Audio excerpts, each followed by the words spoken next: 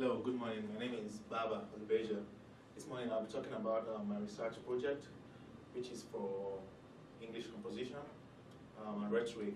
And my research project title is Outsourcing US Job. So basically, I just want a brief introduction as regards US outsourcing jobs. In the 1800s, the US was a powerhouse, and then they were the ones that were basically manufacturing most of the products that we have today.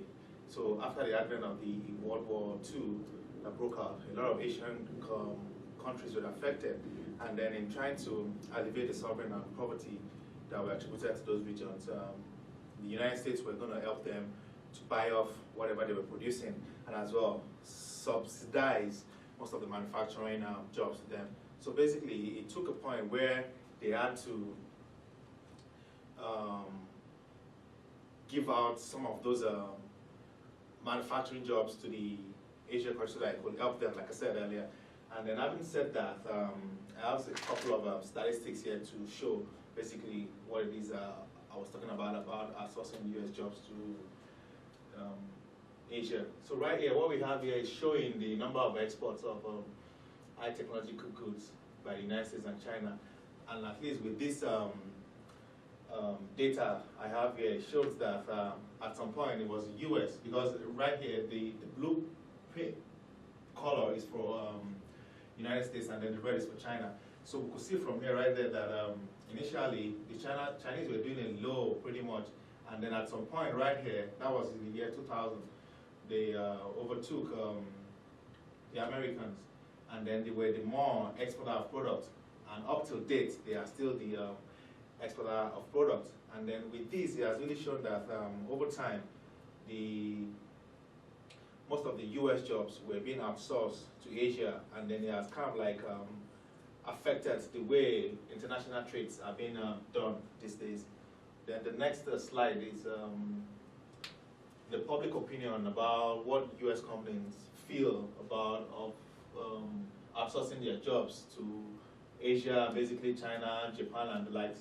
So here it shows that 63% of this data were very unfavorable with the choice of outsourcing jobs to Asia.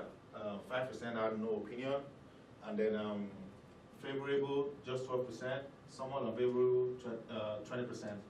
Then the next slide shows that percentage of US manufacturing forces that lost jobs to workers overseas since 2000 was 32%.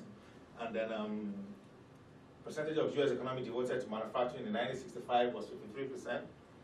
The percentage of US economy devoted to manufacturing in 1988 was 39%.